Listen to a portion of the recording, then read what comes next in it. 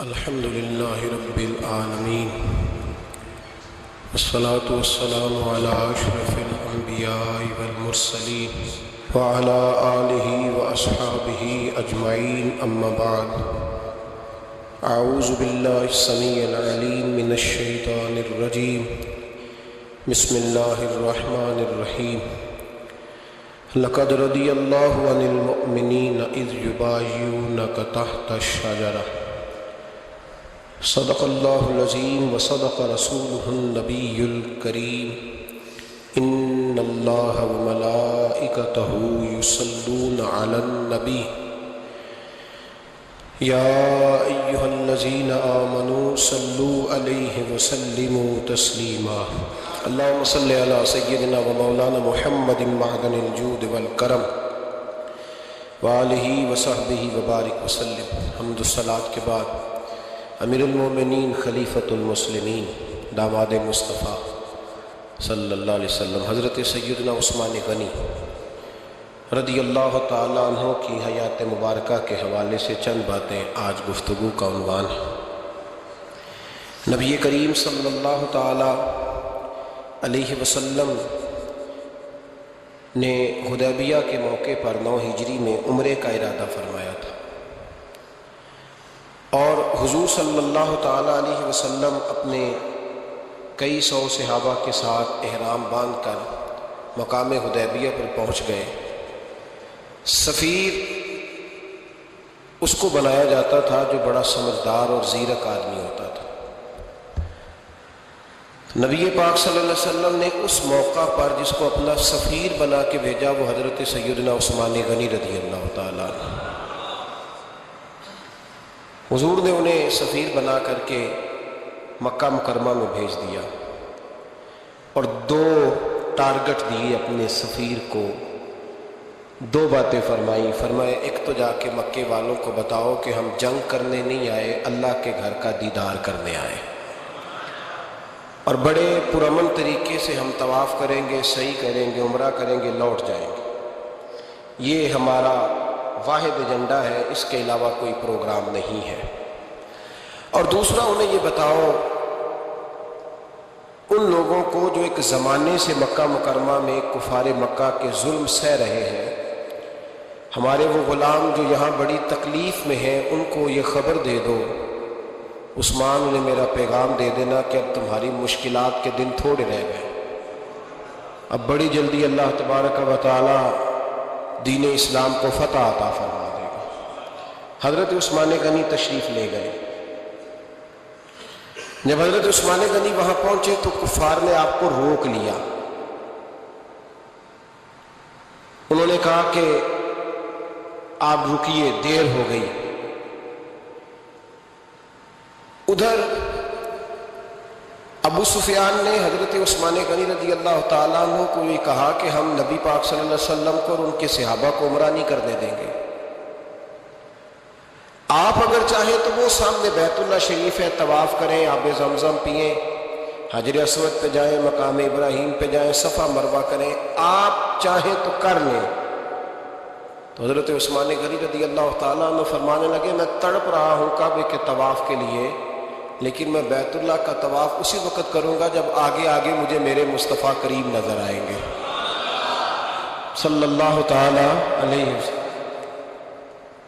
لوگ آج پوچھتے ہیں کہ بغیر مدینہ شریف جائے حج مکمل نہیں ہوتا، میں نے کہا مدینہ شریف کے بغیر حج ہو جاتا ہے پر مدینے والے کے بغیر نہیں ہوتا، اس لیے کہ حضور نے فرمایا صحیح مسلم میں خذوا عنی مناسککم، حج کے طریقے مجھ سے سیکھو۔ اللہ نے تو کہہ دیا حج کرو، تفصیل تو بتائی نہیں، تو اب آپ کو حضور سے سیکھنا پڑے گا۔ مدینے کے بغیر تو شاید حج ہو جائے پر مدینے والے کے بغیر حج نہیں ہوتا۔ حضرت عثمان غنی رضی اللہ تعالیٰ عنہ آنے لگے میں طواف ضرور کروں گا پر اس وقت کروں گا جب مجھے حضور آگے آگے نظر آئیں گے۔ ادھر ایک شخص نے حضور کی بارگاہ میں بھی کہا اپنوں کا نہ پتہ ہوتا ہے، دل بدستاور کے حج اکبر است، جو دل ہوتے ہیں نا، دل کو دل سے راہ ہوتی ہے، یہ کئی دفعہ جسم علیحدہ علیحدہ ہوتے ہیں پر یہ اکٹھے دھڑک رہے ہوتے ہیں۔ تو دل کو راہ ہوتی ہے. عرض کی یا رسول اللہ صلی اللہ علیہ وسلم عثمان غنی تو طواف کر رہے ہوں گے، صفا مروہ میں ہوں گے، بڑی موج ہوگی، آب زمزم کھول کے پی رہے ہوں گے. حضور نے سامنے والے کا چہرہ غور سے دیکھا، فرمایا عثمان کو تم زیادہ جانتے ہو کہ میں زیادہ جانتا ہوں؟ یا رسول اللہ آپ ہی زیادہ جانتے ہیں. فرمایا پھر فکر نہ کرو، عثمان میرے بغیر طواف نہیں کرے گا. بات ختم ہو گئی، میرے بغیر عثمان طواف نہیں کرے گا، ختم ہو. اب کسی نے افواہ پھیلا دی کہ حضرت عثمان غنی کو شہید کر دیا گیا. نبی پاک علیہ السلام تک بھی خبر آئی. حضور جانتے تھے. ہمارا دل نہیں کرتا کوئی انتشاری بات کرنے کو، لیکن جب لوگ کرتے ہیں تو پھر دل کو تکلیف ہوتی ہے. اب یہاں سب نے لکھا ہے کہ نبی پاک صلی اللہ علیہ وسلم کو خبر ملی، حضور پریشان ہوئے، صحابہ کو مشورے کے لیے بھی بلایا، بیعت رضوان بھی ہوئی. اگر علم غیب ہوتا یہ سارا کچھ نہ ہوتا. اور میں نے کہا خدا کے بندے، اگر حضور اپنا علم غیب اس وقت ظاہر کرتے تو حضرت عثمان کے لیے قرآن کی آیتیں نہ نازل ہوتی، اس بیعت کے تذکرے نہ ہوتے. ہر بات پہ لوگ معاذ اللہ تعالیٰ. اب دیکھیے نا، یہاں یہ جملہ چھوڑنے کی کیا ضرورت ہے؟ تم قوم کو کیا دے رہے ہو؟ لوگوں کو کیا بتا رہے ہو کہ نبی پاک علیہ السلام اندھیرے میں بیٹھ کے فیصلے کر رہے تھے؟ کیا بتا رہے؟ آج انٹیلیجنس کی رپورٹس بتا دیتی ہیں کہ وہ فلاں کس طرح کا ماحول ہے اور آپ نے کس طرح کرنا ہے، تو تمہیں اپنی خفیہ ایجنسیوں کے مطابق تم فیصلہ کرو تو کہتے ہو ہم بھائی اندھیرے میں فیصلہ نہیں کر رہے، ہمیں رپورٹ ہے تو فیصلہ کر رہے ہیں. اور نبی پاک علیہ السلام کے بارے میں تم لوگوں کو یہ بتا رہے ہو کہ حضور اندھیرے میں فیصلہ کر دیتے تھے، پتہ ہی نہیں تھا. کس طرح کی بات کرتے ہو؟ میرے محبوب پاک علیہ السلام فرماتے ہیں کہ اللہ تبارک و تعالیٰ نے مجھے اس طرح کا علم عطا فرمایا ہے کہ جو تمہارے ذہن میں ہو مجھ سے پوچھو، میں فوراً تمہیں جواب دوں گا. لیکن لوگ اڑ گئے ہیں، کیا کیا جائے؟ اور عجیب فلسفہ ہے، یہاں بھی گرہ لگا دی. پتہ ہوتا تو یہ سارا. اور میں نے کہا خدا کے بندے، اگر یہ سارا کچھ نہ ہوتا تو پھر یہ آیتیں کیسے نازل ہوتی؟ پھر صبح قیامت تک حضرت عثمان غنی کی عظمتوں کا کیسے پتہ چلتا؟ جب خبر ملی نا کہ حضرت عثمان غنی کو شہید کر دیا گیا تو حضور نے صحابہ کو بلایا، فرمایا آؤ میری بیعت کرو. حالانکہ بیعت پہلے ہو چکی، آؤ دوبارہ بیعت کرو. یا رسول اللہ کس چیز کی بیعت کرنی ہے؟ تو نبی پاک نے فرمایا میرے ہاتھ پہ بیعت کرو کہ ہم عثمان غنی کے خون کا بدلہ لیے بغیر یہاں سے جائیں گے نہیں. ہم عثمان کے خون کا بدلہ لیے بغیر یہاں سے جائیں گے. اور حوالہ کسی نے دیکھنا ہو علامہ اسماعیل حقی کا تو میں دکھاؤں گا. جس شخص نے دوڑ کر سب سے پہلے نبی پاک کی بیعت کی وہ مولا علی شیر خدا تھے.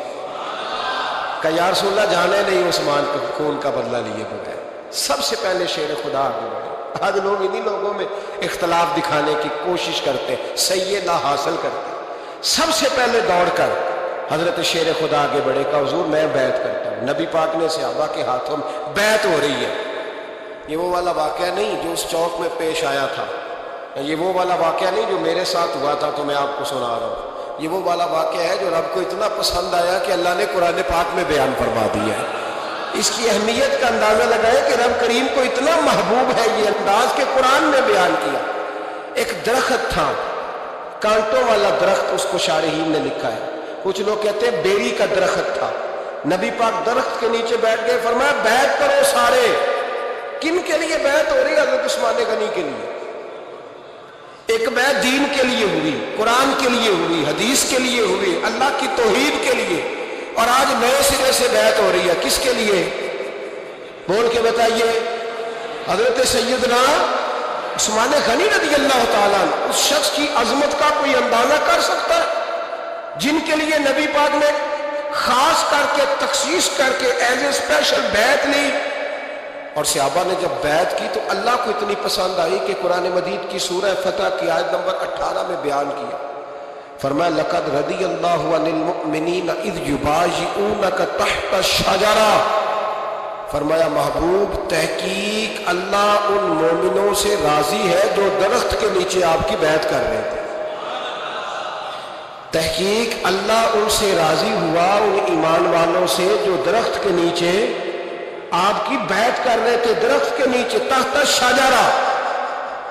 قرآن مجید کے الفاظ اگر آپ غور کریں گے تو آپ کو حضرت عثمان غنی کی عظمت کا پتہ چلے گا اور اس واقعے کی حساسیت کی آپ کو سمجھ آئے گی کہ بیعتیں تو مسجد میں بھی ہوئی، لیکن نام لے کے نہیں کہا محبوب جنہوں نے مسجد میں بیعت کی. نام لے کے نہیں کہا، حالانکہ وہ بیعتیں بھی اللہ کو بڑی محبوب ہے۔ بیعتیں تو میرے بھائی نبی پاک نے بیت اللہ شریف کے پاس بھی کی، مسجد نبوی میں بھی کی، لیکن یہاں نام لے کر کوئی بھول نہ جائے۔ کسی نے کہہ دینا تھا کوئی اور بیعت تھی جی، لوگ شرع کر رہے ہیں نا مرضی، وہ تو کسی اور کی بیعت، نام لے کے کہا محبوب تحت شجرہ، وہ جو درخت کے نیچے بیعت ہوئی، وہ جو بیعت درخت کے نیچے ہوئی، اور جنہوں نے بیعت کی لقد رضی اللہ عن المؤمنین، تحقیق اللہ ان مومنوں سے راضی ہو گیا۔ اللہ ان مومنوں سے، صحیح بخاری صحیح مسلم میں صحابہ نے پوچھا یا رسول اللہ اللہ کس طرح راضی ہوا ہے؟ فرمایا آج جس نے میرے ہاتھ پہ بیعت کی ہے رب کریم نے وعدہ کر لیا سب کو جنت عطا فرمائے گا، جنتی ہو گئے سارے۔ حضرت عثمان غنی رضی اللہ تعالیٰ عنہ کی یہ عظمت، یہ شان قرآن پاک نے بیان کر دی کہ حضرت عثمان کے نام پر صحابہ جمع ہوئے، اللہ تبارک و تعالیٰ نے اس واقعے کا ذکر قرآن مجید میں فرما دیا۔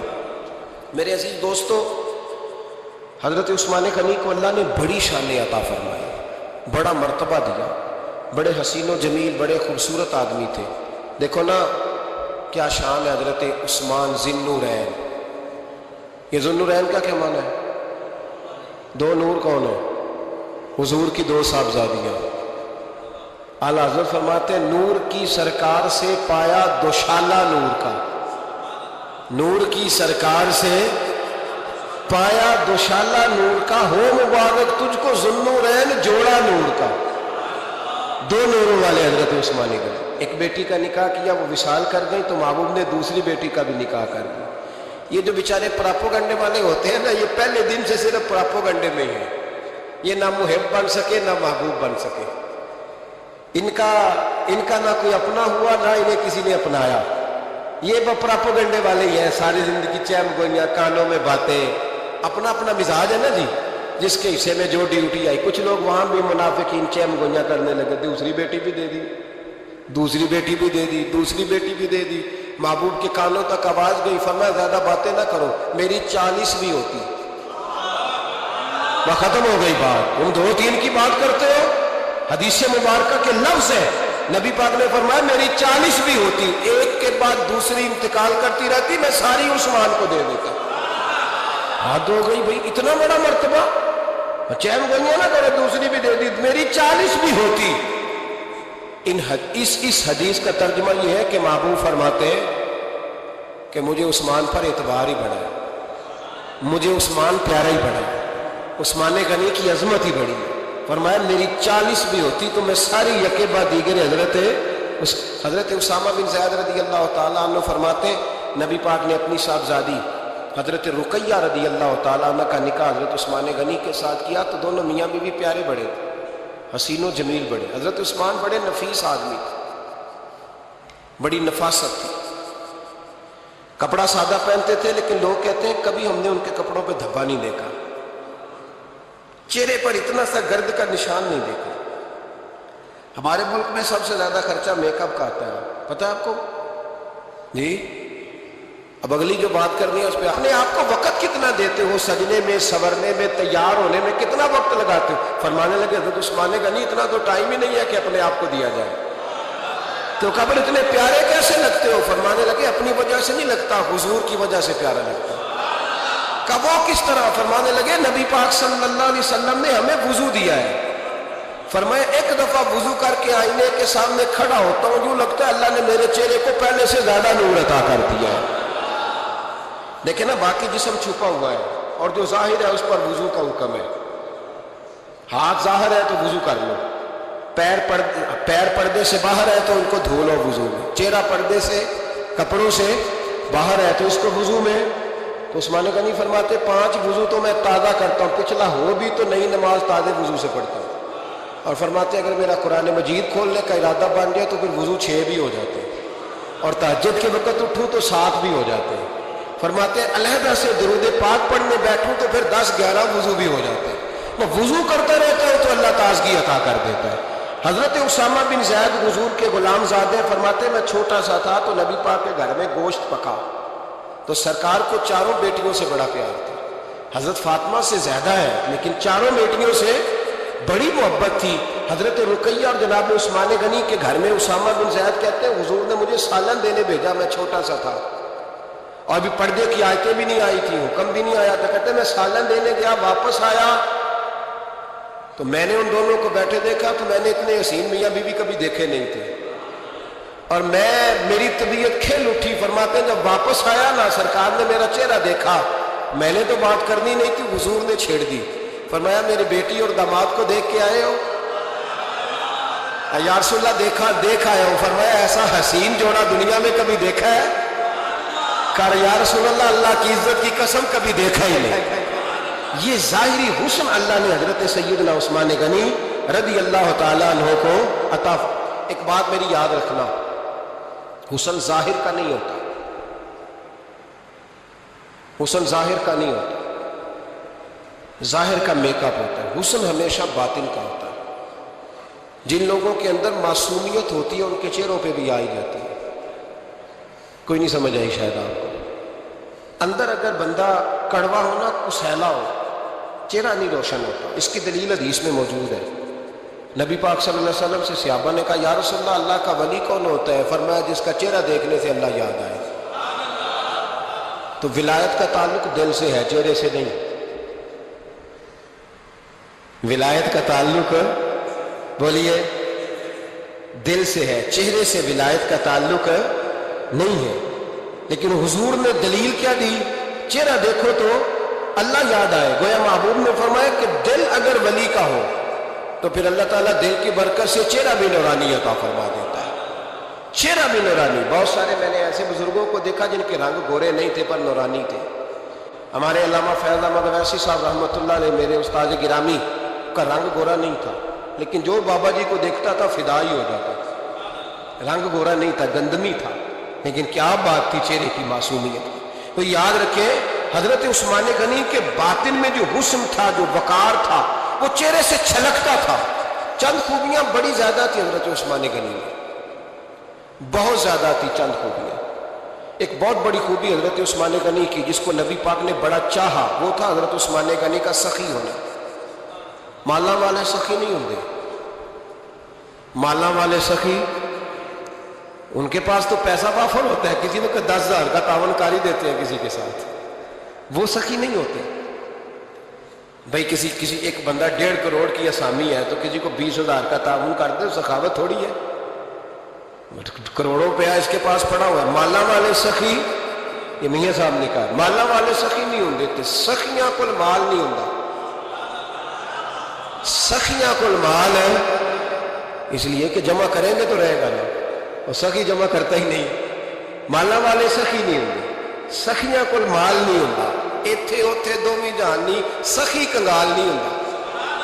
حضرت عثمان غنی رضی اللہ تعالیٰ عنہ فرماتے ہیں کہ جس دن حضور نے تبوک کے لیے جیش اسرا کے لیے اعلان کیا نا, تو حضرت عثمان غنی فرماتے ہیں کہ حضرت ابو بکر صدیق تو سارا مال لے آئے تھے, جناب عمر آدھا لے آئے تھے, مولا علی شیر خدا نے جی کھول کے دیا تھا, لیکن 800 گھوڑے بما پالان کی ضرورت تھی.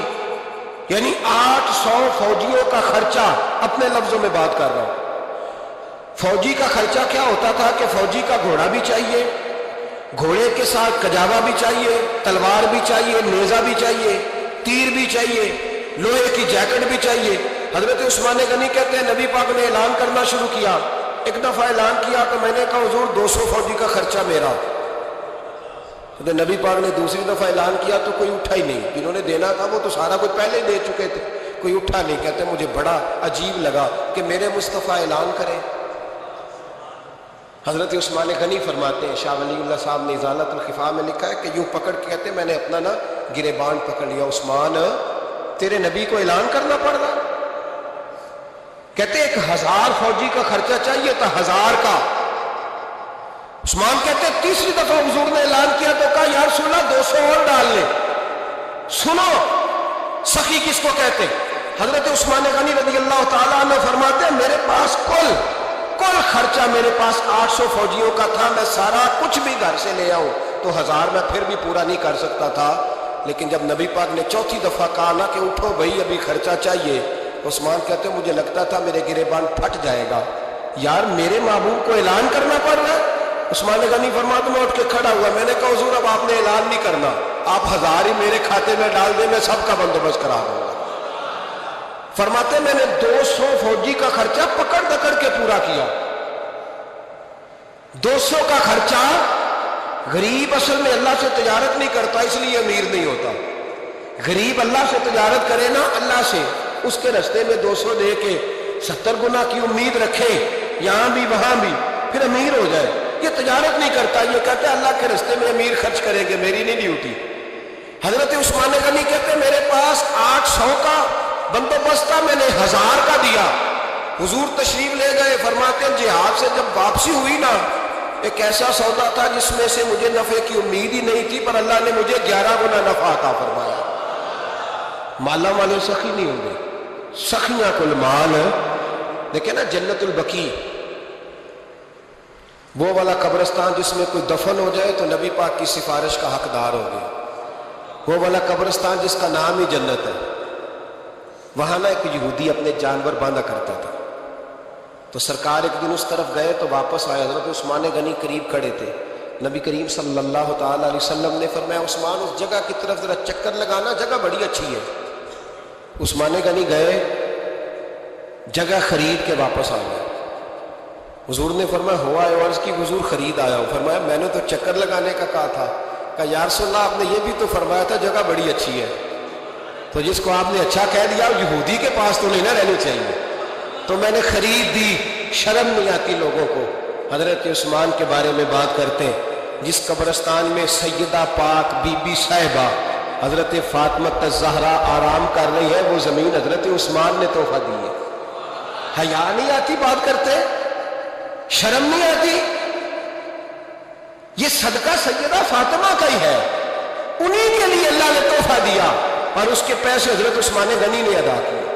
پھر اس قبرستان میں سیدہ پاک نے آرام کیا، پھر اسی قبرستان میں عثمان ابن مظعون نے آرام کیا، پھر اسی قبرستان میں حضرت حلیمہ سعدیہ لیٹی ہوئی ہے، اسی قبرستان کے اندر نبی پاک کی زوجہ سیدہ عائشہ آرام کرتی ہے، پھر اسی زمین پر میرے محبوب کے پیارے نواسے امام حسن آرام فرما۔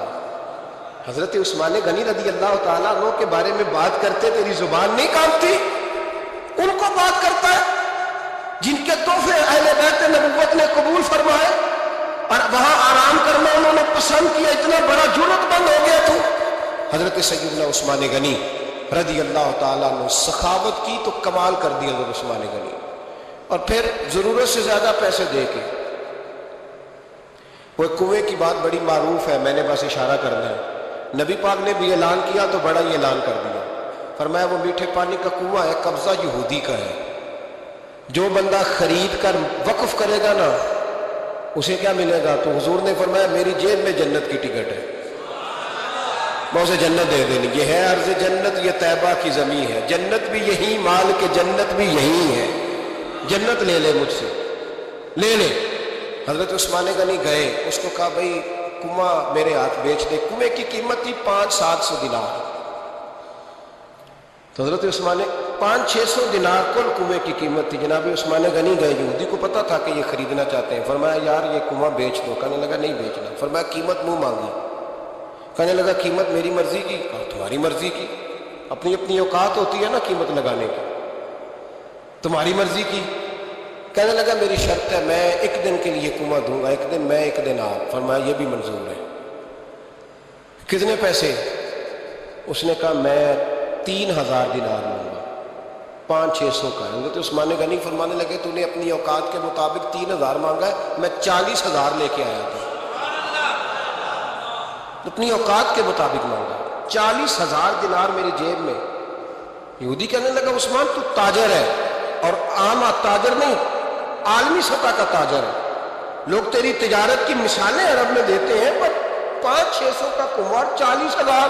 فرمانے لگے مسئلہ کنویں کا نہیں، مسئلہ مصطفیٰ کے فرمان کا ہے، وہ جو حضور کا فرمان پورا کرنا ہے نا، اس کے لیے 40,000 تھوڑے ہیں، میرے پاس تھے ہی اتنے جو لے کے آیا ہوں۔ حضرت عثمان نے پیسے چکائے، اس نے کہا ایک دن پانی ملے گا، فرمایا منظور ہے۔ وہ ایک دن بیچا کرتا تھا پانی، حضرت عثمان نے اعلان کر دیا جو میرا دن ہے نا فری پیو، اپنے بھی پیو، بیگانے کا اعلان کوئی نہیں کرنا، میرا کوئی پروگرام نہیں۔ لیکن آپ مطلب ہلکا ہلکا ایسے ایسے دیکھیں گے، سوچیں گے، غور کریں گے او بھائی پیسہ بھی بانٹنے سے چلو بولو تو صحیح نا، اس پر بھی آپ حامی تو بھرے نا، سچی بات کر تو لینی چاہیے نا۔ چلے عمر آپ 2 سال کے بعد کر لینا، 6 سال کے بعد کر لینا، پر ہاں نہ تو صحیح کرے نا، پیسہ بھی ہمیشہ بانٹنے سے۔ ملا رومی رحمۃ اللہ علیہ فرماتے کنویں سے سادہ پانی نکل جائے تو تازہ آ جاتا ہے، اور اگر پانی کنویں کے اندر رہے سارا ختم نہ ہو تو باسی ہو جاتا ہے۔ اس لیے فرمایا کرتے تھے میں اس کنویں سے پانی پیتا ہوں جس پہ رش زیادہ ہوتا ہے، لیکن وہاں سے پانی ختم ہوتا ہے تو تازہ آتا رہتا ہے۔ فرماتے تو اللہ کے رستے میں سارا خرچ کر دے، اللہ تازے عطا کر دے گا اور پہلے سے زیادہ عطا کر دے گا۔ میرا آپ کا مسئلہ یہ ہے کہ تجارت بندوں کے ساتھ ہے، بندوں کے ساتھ جو تجارت ہے نا، بندے کنجوسی کر جاتے ہیں۔ بندے کا تو صحیح کام چل جائے تو پارٹنر کو فارغ کر دیتا ہے، تو فارغ ہے، اور اگر کبھی کسی کی دکان میں کوئی کرایہ دار اچھا اس کی دکان چل جائے تو مالک کہتا ہے تو جا، اب دکان میں نے خود کھولنی ہے، وہ فارغ کر دیتا ہے۔ بندوں کا تو مزاج ہے۔ اور اللہ تبارک و تعالیٰ سے جب تجارت ہوتی ہے نا، میں نے ایسے لوگ دیکھے ہیں جن کے گھروں میں لاکھوں روپیہ ماہانہ آتا ہے، غربت نہیں جاتی۔ ان کو سوچنا چاہیے کہ کثرت والا پیسہ آیا ہے پر برکت والا نہیں آیا۔ حضرت عثمان غنی رضی اللہ تعالیٰ عنہ فرماتے ہیں کہ میں نے پہلے بھی میں بڑا تاجر تھا، لیکن جب سے مصطفیٰ کے نام پر خرچ کرنا شروع کیا، پھر کہاں کہاں سے آیا کب، اور بڑی سیانی بات فرماتے ہیں۔ آپ فرماتے ہیں میں کلمہ پڑھنے سے پہلے تجارت کو وقت زیادہ دیتا تھا، اور مسلمان ہونے کے بعد میں نے تجارت کو ٹائم تھوڑا دیا، پر اللہ نے روزی مجھے زیادہ عطا فرمائی۔ اس لیے برکت پر ہماری توجہ نہیں رہی، غیبی خزانے پر خیال ہم نے چھوڑ دیا۔ غیبی خزانوں سے جو چیز ملتی ہے وہ زیادہ ملتی ہے، جو مادی ذرائع سے ملتی ہے وہ چیز کم ہوتی۔ حضرت عثمان غنی پر الزام لگا جب آپ کا دور حکومت تھا، یہ یاد رکھیں کہ سب سے زیادہ الزامات حضرت عثمان غنی پہ لگائے گئے۔ جن بندوں کے قد کاٹ زیادہ ہوتے ہیں ان کے خلاف پراپوگنڈے بھی لمبے چوڑے ہی ہوتے ہیں۔ بڑی بڑی بات یاد رکھو، کہا گیا کہ حضرت عثمان لوگوں کو نوازتے بڑا دیتے ہیں حضرت عثمان غنی۔ تو حضرت عثمان غنی فرمایا کرتے تھے حکمران تو میں آج بنا ہوں تو میں تو پہلے بھی بڑا دیتا تھا، وہ کس خزانے سے دیتا تھا؟ آپ جواب دیا کر دیکھیں ذرا، لاکھوں لوگ حج کرنے آتے تھے، پر حضرت عثمان غنی حج کرنے جاتے ہیں تو اعلان کر دیتے کہ کوئی حاجی حج کے موقع پر آ کے کھانا نہ پکائے، سب کو کھانا عثمان غنی اپنی جیب سے دیا کریں گے۔ مینا میں لنگر کھانا ہوتا تھا حضرت عثمان غنی کا، مینا میں فرماتے تھے کھاؤ حاجیوں جتنا کھا سکتے۔ اور پھر حضرت عثمان غنی کا اعلان تھا، خدام کو کہتے تھے میں آخر میں کھاؤں گا، پہلے میرے سارے آنے والے حاجیوں کو کھلایا جائے۔ ایک مجھ سے نا ایک دوست نے سوال پوچھا، 4-5 دن ہو گئے، کچھ سوال ایسے ہوتے ہیں جو بندے کو نا چوراہے پہ لا کے کھڑا کر دیتے ہیں، زندگی میں نہ بھولنے والے سوالات ہوتے ہیں۔ ایک شخص نے سوال پوچھا، کہنے لگا اوکاڑے دینی اور مذہبی گھرانہ ہے، اوکاڑے سے تعلق ہے، میرے ساتھ محبت کا رشتہ ہے۔ کہنے لگے بیٹی کی شادی کر دی ہے راولپنڈی میں، آپ کی بھی بیٹیاں ہیں میری بھی بیٹی ہے، بیٹی کی شادی کر دی ہے راولپنڈی میں، اب بچی چند دن رہنے آئی ہے، پوچھنا یہ ہے کہ نماز پوری پڑے گی کہ قصر پڑے گی؟ تو میرا تو اس نے کام کر دیا، حد ہو گئی، رو رو کے برا آیا۔ میں نے کہا یار تو بند کر دے فون، رات کو بتاؤں گا۔ کیا پوچھ لیا یار تو نے؟ بیٹی مسافر نہیں ہوتی، بیٹی تو مہرانی ہوتی ہے باپ کے گھر کی۔ تو بیٹی مطلب کیسے بتاؤں کہ دل کرتا ہے کہ بیٹی وہ صرف ہنسے، وہ روئے کبھی نہ، یہ دعا ہوتی ہے۔ تو نے اتنا بڑا سوال کیوں کیا؟ مہاراج علماء کو کچھ چیزوں کے جواب دینے پڑتے ہیں۔ میں نے کہا میں رات کو بتاؤں گا۔ رات کو پھر فون آیا کہ آپ وہ بڑی جلدی جواب دینے کے عادی ہیں تو دیر کیوں کر دی؟ تو میں نے کہا یار جواب تو میرے پاس تھا لیکن ہمت نہیں تھی ابھی۔ تو میں نے کہا کہ اگر تو بیٹی آئی ہے والد کے گھر میں اور ابا جی کا پروگرام ہے اسے جائیداد میں سے حصہ دینے کا، تو پھر تو بیٹی نماز پوری پڑے گی، لیکن اگر ابا جی نے علیحدہ کر کے انگوٹھا لگوانا ہے تو پھر بیٹی مسافر ہے۔ اگر ابا جی نے اس کو علیحدہ کر کے انگوٹھا لگوانا ہے نا کہ دے دے بھائیوں کو، خیر ہے تیری شادی پہ خرچہ کر دیا ہے، اگر ابا جی کے دل میں نے کہا یہ ابے سے فتویٰ پوچھ لو، اگر ابا جی کے دل میں چور ہے نا کہ بیٹی کو دینا کچھ نہیں، تو پھر بیٹی نے نماز कसर पढ़नी है, इसलिए कि फिर वो वहाँ हिस्सेदार। उसकी दलील हज़रत उस्मान गनी रदी अल्लाह ताला अन्हु हज के लिए तशरीफ़ ले गए तो लोगों ने हज़रत उस्मान गनी से कहा कि नबी पाक भी कसर नमाज पढ़ते थे, हज़रत उमर भी हज के मौके पर कसर पढ़ते, हज़रत अबू बकर भी, आप क्यों पूरी पढ़ते? फरमाया उनका मक्के में घर कोई नहीं था, मेरे तो पूरे के पूरे बाग हैं, तो मैं यहाँ मुसाफिर नहीं हूँ, मैं यहाँ मुकीम हूँ। तो अगर तो बेटी का हिस्सा भी है अब्बा जी के घर में तो फिर वो नमाज पूरी पड़ेगी। लेकिन अगर अब्बा जी ने अल्लाह ताला खैर फरमाए बेटों के हक में फैसला सुना दिया है और उन्होंने बेटी से कह दिया है कि छोड़, जो बेटियां हिस्सा लेती हैं उनके भाई नहीं मिलते तो ना मिले भाई, कोई अर्ज नहीं। जरूरी है जालिम भाइयों से राब्ता रखना जो खा जाए बहनों का हिस्सा। वालिद जालिम है, जालिम है बाप, बेटे को हिस्सा देता है बेटी को नहीं देता। और ये 1.5 मुरब्बे वाले जागीरदार की बात नहीं कर रहा, जिसका 4 मरले का मकान है उसकी बेटी का भी हिस्सा बनता है। क्यों खाते हो बेटियों का हिस्सा? डर नहीं आता अल्लाह ताला से? क्यों खाते हैं लोग बेटियों का हिस्सा? जब अल्लाह रसूल ने रखा है तो क्यों खा जाते? और फिर कहते हैं जनाब बड़ा प्यार है बेटी से, रोने धोने के लिए प्यार है। तो याद रखें हजरत उस्मान गनी रदी अल्लाह ताला अन्हु का लंगर चलता था। तो मेरे भाई एक और बहुत बड़ी खूबी हजरत उस्मान गनी की तीसरी वो ये थी कि आप में अल्लाह ने बहुत ज्यादा हया रखी थी। आज ना अगर आप नाराज ना हो तो हमारी हुकूमतों में जो बदतमीज ज्यादा होता है उसका ओहदा ज्यादा होता है, उसको अच्छा ओहदा मिलता है जो बदतमीजी ज्यादा करता है। और हमारे यहाँ नौजवान समझते हैं कि खुल के फिरना, खुल के खाना, मर्जी का लिबास पहनना। हमारे एक बुजुर्ग फरमाया करते थे जब से पैसे लोगों के पास ज्यादा हैं लिबास छोटे हो गए, पैसा ज्यादा आ गया कपड़े जिस्मों पे सुकड़ गए। लोग समझते हैं कि बस जो दिल में आए कह देने का नाम जमहूरियत है, आजादी राय है। हजरत उस्मान गनी रदी अल्लाह ताला अन्हु शर्मो हया के पैकर थे, बड़ा पैसा था, बड़ा कुछ था, लोग डरते थे, सरदार भी थे, जो चाहते कर सकते, रोब तारी होता। लेकिन उस्मान गनी को जब भी कोई देखता था किसी कोने में बैठे नजर आते थे, छुपे हुए पीछे, शर्मो हया, नफासत पसंद, बढ़ बढ़ के आगे होना, हर वीडियो में शामिल होने की कोशिश करने का नाम प्यार नहीं है। नफासत पसंद जो लोग होते हैं वो अक्सर छुपे हुए होते हैं, उनका पता ही नहीं होता लोगों को पीछे दरअसल है कौन। देखिए ना बड़ी मारूफ हदीस है सही मुस्लिम में, नबी पाक सल्लल्लाहु अलैहि वसल्लम आराम फरमा रहे थे, हुजूर ने तामत मुबारक बांधी हुई थी, लेटे हुए थे सरकार। तो जब आदमी लेटते थे ना, हमारे बुजुर्ग भी जब लेटते हैं तो तामत को समेटा करते थे तो घुटनों तक आ जाते थे, देखा ना आपने, घुटनों तक तामत आ जाती जब लेटते। तो सरकार भी लेटे थे, पर्दे की अभी आयतें नहीं आई थी, दरवाजे पे दस्तक हुई, हज़रत आयशा सिद्दीक़ा अर्ज़ करने लगे या रसूलल्लाह मेरे अब्बा जान जनाब अबू बकर सिद्दीक आए। हुजूर ने फरमाया बुला लो। हज़रत आयशा कहती हैं वो आके बैठ गए, हुजूर लेटे रहे, फिर दस्तक हुई, अब कौन है? का सैयदना फारूक आज़म। कहा आयशा आप साथ वाले उजरे में चली जाओ। अम्मा जी वहां चली गई। थोड़ी देर के बाद हजरत उमर आए, हुजूर लेटे रहे, जनाब आयशा कहती है फिर दस्तक हुई, अब कौन है? फरमाया उस्मान गनी। नबी करीम ने फरमाया उसे कहो जरा ठहर जाए।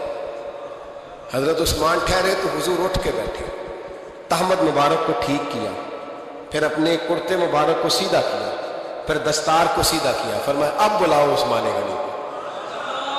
हालांकि जाहो जलाल हजरत उमर का ज्यादा है, हालांकि वकार मकाम हजरत सिद्दीक अकबर का ज्यादा है, अब बुलाओ उस्मान गनी को। हजरत उस्मान गनी रज़ी अल्लाह ताला अन्हु आए, बैठे, बातचीत हुई, तीनों चले गए। हजरत आयशा सिद्दीका कहती है मेरे ज़हन में सवाल रह गया, मैंने अर्ज़ की या रसूल अल्लाह सल्लल्लाहु ताला अलैहि वसल्लम वो 2 लोग आए, आप बैठे रहे, उस्मान आए तो आपने एहतमाम किया, क्या लफ्ज है और लफ्जों में तासीर है, और जुमले 2 कहे नबी पाक ने, लेकिन कितना बड़ा उनका मर्तबा बयान किया। फरमाया आयशा मैं उस शख्स से हया ना करूं जिससे अल्लाह के फरिश्ते भी हया करते हैं, मैं उससे हया ना करूं जिससे अल्लाह के फरिश्ते भी हया करते हैं। हजरत उस्मान गनी फरमाया करते थे मैंने जब से हुजूर का चेहरा देखा है दोबारा पलट के अपनी शर्मगाह भी कभी नहीं देखी, गोया मैंने अपनी आंखों का वजू नहीं तोड़ा जब से हुजूर का। फरमाते जब से ये हाथ नबी पाक को बैत के लिए दिया है फिर गंदगी में नहीं जाने दिया मैंने सीधा। हजरत उस्मान गनी फरमाया करते थे मैं अपने घर के अंदर अपने गुसल खाने में 4 दीवारी के अंदर भी कपड़ों समेत गुसल करता, मुझे हया आती है गुसल खाने में भी कपड़े। और सुनो ایک اور بڑی بات اہم، آپ فرمایا کرتے تھے میری جو محرم عورتیں ہیں نا، محرم، پھپھی، خالہ، میری جو محرم عورتیں ہیں، فرمایا کرتے تھے میں نے کبھی ان کے بھی چہرے آنکھ بھر کے نہیں دیکھے، ان کے بھی چہرے کبھی میں نے آنکھ بھر کے نہیں دیکھے۔ جو میری محرم عورتیں ہیں، پھپھی، خالہ، فرماتے تھے ان سے بھی جب بات کرتا ہوں تو میں چہرہ جھکا کے، ہمارے ہاں تو کزن ایک دوسرے سے سلام لیتے ہیں، لڑکیاں لڑکے کزن ایک دوسرے سے سلام لیتے ہیں۔ بچیاں آیا کرتی تھی تو میری کبھی کبھی مجھے بتایا جاتا تھا، میں نے ایک پابندی لگا دی، بچیاں جب مدرسے میں آتی تھی کہ جو دور سے بچی آئے اس کو جس آدمی کا نام لکھا ہو بتایا جائے وہی لینے آئے۔ ایک دن مجھے اطلاع دی گئی کہ آپ تھوڑی دیر آئیں، میں گھر گیا تو مجھے بتلایا گیا ایک بچی ہے تو اس کو جو پہلے لینے آتا تھا وہ نہیں آیا، کوئی اور آیا۔ میں نے اس کے بھائی کو فون کیا کہ آپ لینے نہیں آئے، کہنے لگے یہ کزن ہے ہمارا، اس کے ساتھ بھیج دیں، آپ ہمارا ہی کزن ہے، خالہ صاحب ہے۔ میں نے کہا یار آپ کہاں ہو؟ کہنے لگے مجھے 20-25 منٹ لگ جائیں گے۔ تو میں نے کہا ابھی کلاسیں بھی جاری ہیں تو آپ ہی آ گئے نا خود ہی۔ میں نے کہا سب آپ بھیج دیں، مجھے اعتبار ہے اس پہ۔ میں نے اس کو ایک بات کہی جو آپ کو بھی کہتا ہوں، میں نے کہا یار تمہیں اعتبار ہے تو اللہ رسول کو اعتبار کیوں نہیں؟ انہوں نے کیوں غیر محرم بنایا؟ عجیب تماشا ہے، مجھے پھپھی ذات پہ، خالہ ذات پہ، ماموں ذات پر اعتبار ہے، نبی پاک کو کیوں نہیں؟ آپ کو زیادہ پیار ہے لوگوں سے یا نبی پاک کو امت سے زیادہ پیار ہے؟ کیا مطلب تماشا ہے؟ کیا مزاج بنا لیا میں نے اور آپ؟ نبی پاک نے ایک شخص پر اعتبار نہیں کیا، پر میں اس سے پردہ کرو، آپ نے اور میں نے کیسے کر لیا؟ نبی پاک نے خالہ ذات، پھپھی ذات، دیور پر، جیٹ پر، سالے پر، بہنوئی پر اعتبار نہیں کیا، پابندی لگا دی۔ تو نے کیسے کیا؟ تیرے دل میں زیادہ درد ہے، تو زیادہ دین کو سمجھنے لگا ہے، انسانیت زیادہ اچھل آئی ہے تیرے اندر۔ اعتبار کیا ہو؟ یاد رکھنا دنیا میں جتنے گھر تباہ ہوئے ان لوگوں کی وجہ سے نہیں ہوئے جن پر اعتبار نہیں تھا، ان کی وجہ سے ہوئے جن پر اعتبار تھا۔ گھر کا بیٹی لنکا ڈائے، باہر والے آ کے کبھی بھی گھر میں کوئی نقب زنی نہیں کرتے، جب بھی کرتے ہیں اعتبار والے کرتے۔ میرے رسول پاک علیہ الصلوۃ والسلام کی وہ ازواج جن پر اللہ کو اتنا اعتبار ہے کہ رب کہتا ہے میرے محبوب کی بیویوں تمہاری جیسی دنیا میں دوسری ہے ہی کوئی نہیں، اللہ کو اتنا اعتبار ہے۔ لیکن ایک نابینا صحابی آئے تو حضور کی 2 ازواج بیٹھی تھی تو نبی پاک نے فرمایا پردہ کرو۔ یا رسول اللہ وہ تو نابینا ہے۔ فرمایا تمہیں تو نظر آ رہا ہے نا، تمہاری آنکھیں تو کھلی ہوئی ہیں۔ حضور کو اعتبار نہیں تھا، بس کر دے۔ سب سے بڑا ظالم وہ ہے جو کہتا ہے مجھے بیٹی پہ اعتبار ہے، وہ ظالم ہے، وہ اپنی بیٹی کے ساتھ ظلم کر رہا ہے۔ جو کہتا ہے مجھے اعتبار ہے، کالج جا رہی ہے، یونیورسٹی جا رہی ہے، اکیلے آ جا رہی ہے، مجھے اعتبار ہے، یہ ظلم کر رہا ہے بچی کے ساتھ۔ وہ تو بچی ہے، اس کا تو ذہن کمزور ہے، ہو سکتا ہے صاف دل ہو لیکن سامنے جو شیطان چوکوں میں گلیوں میں دائیں بائیں گھوم رہے ہیں وہ تو صاف دل نہیں ہے نا، وہ تو معصوم طبع نہیں ہے نا۔ تو بعض اوقات بڑے اچھے نفیس بچے بھی شیطانوں کا شکار ہو جاتے ہیں۔ خدا کا خوف کرے۔ حضرت عثمان غنی کی زندگی، حضرت عثمان فرماتے جو محرم عورتیں تھیں ان کی طرف بھی آنکھ بھر کے نہیں دیکھا، اس لیے کہ وہ خاتون ہے، میں مرد ہوں، میری حیا مانی۔ آج لوگوں کو شوق ہو گیا عورتوں کی مجلس میں دوڑ دوڑ کے جانا، وہاں بیٹھنا، وہاں وقت بتانا۔ پیران عظام کہتے ہیں کہ وہ درویشنیوں کے بیچ بیٹھے ہیں جی، باپ بیٹی ہوتے ہیں جی، مریدنی اور پیر۔ میں نے کہا کوئی نہیں ہوتے، اس رشتے پر استدلال ہے۔ اعلیٰ حضرت فرماتے واجب ہے پردہ پیر اور مریدنی کا، یہ پردہ واجب ہے۔ اگر کوئی شخص اس طرح بے پردہ بیعت لے گا، بیچ میں بیٹھے گا، تو اس کا تو مرید ہونا ویسے ہی حرام ہے، جائز ہی نہیں ہے۔ جو سارا دن تعویذ دھاگے کے لیے بیٹھا رہے اور بیویوں سے گفتگو کرتا رہے، خدا را۔ حضرت عثمان غنی رضی اللہ تعالیٰ عنہ کی زندگی میں جو باتیں ہمیں بہت زیادہ ملتی ہیں ان میں نفاست ہے، آپ کی حیا ہے، سخاوت ہے۔ ایک بات اور سن لیں، بڑا ستایا گیا حضرت عثمان غنی کو، پراپوگنڈے کیے گئے، آپ کے خلاف مہم چلی، عبداللہ ابن سبا نے بڑی مہم جوئی کی آپ کے خلاف، یہودیوں نے مسلمانوں کا روپ دھار کر بڑا آپ کو ستایا، تکلیفیں دی۔ جی آپ اپنے رشتہ داروں کو بڑا دیتے ہیں، فرمایا کرتے تھے جیب سے دیتا ہوں، مال خزانہ سے نہیں دیتا۔ حضرت عثمان غنی رضی اللہ تعالیٰ عنہ کو بڑا ستایا گیا۔ یہ واحد خلفائے راشدین میں خلیفہ ہے جن کا 40 دن پانی بند کیا گیا، کھانا نہیں آنے دیا گیا، لیکن کمال ہستی حضرت عثمان غنی کی۔ مولا علی جیسے شیروں نے جا کے کہا آپ اشارہ کریں، یہ جو آپ کے خلاف نکلے ہوئے ہیں تو ایک تلوار سے مار دیے جائیں گے۔ تو حضرت سیدنا عثمان غنی فرمانے لگے میں وہ والا مینڈا نہیں بننا چاہتا جس کی وجہ سے مدینے کی گلیاں رنگین ہو جائیں، امن کا کہا آپ خلافت چھوڑ دیں۔ فرمایا حضور نے کہا تھا اللہ تمہیں ایک قمیض پہنائے گا، لوگ اتارنا چاہیں گے تم نے اتارنی نہیں۔ صبر سے، حوصلے سے، اطمینان سے، یہ وہ واحد ہستی ہے حضرت عثمان غنی جنہوں نے شہادت قبول کر لی لیکن تلوار نہیں چلنے دی، لوگوں کو ایک دوسرے کے گلے نہیں کاٹنے دی۔ وہ شخصیت ہے حضرت عثمان غنی کی، لیکن بڑا ستایا گیا، بڑا پراپوگنڈا۔ مجھے بتائیے اس کے بارے میں اللہ قرآن کی آیتیں نازل کر دے اور جس کے بارے میں مصطفیٰ کریم ایک بار نہیں تین بار جنت کی بشارت عطا کر دے، کوئی بندہ ہمیں تاریخ بتائے، حوالے دے، کہانیاں سنائے تو ہم اس کی کہانیاں دیکھیں گے یا نبی پاک کا فرمان دیکھیں گے؟ بولیں، جا کے بولیں، جا کے۔ کسی کہانی پر کبھی بھی کان، بس ایک حدیث میں نے بڑی دفعہ سنائی ہے، پھر سناتا ہوں، ترمذی میں ہے، نبی پاک جنازگاہ تک گئے جنازہ پڑھنے، یا رسول اللہ فلاں آدمی انتقال کر گیا، جنازگاہ تک تشریف لے گئے جنازہ پڑھانے، لیکن جنازگاہ تک پہنچ کر محبوب نے فرمایا اس کا جنازہ نہیں پڑھانا۔ یا رسول اللہ کیوں؟ فرمایا اس لیے کہ یہ عثمان غنی سے بغض رکھتا تھا، تو حضور تو اس کا جنازہ نہیں پڑھتے۔ خبردار کسی داستان پہ کان نہ دھریں، عقلیں دوڑاتے پھرتے ہیں لوگ، ایسے ہوا تھا تو ویسے ہوا تھا تو اس نے کہا تھا تو اس نے کہا تھا، ہمیں اس کی اس کی نہیں خبر، ہمیں تو مصطفیٰ کا پتہ ہے۔ جو حضور نے جن کی شان بیان کر دی ان کی شان پر ہم کسی تاریخ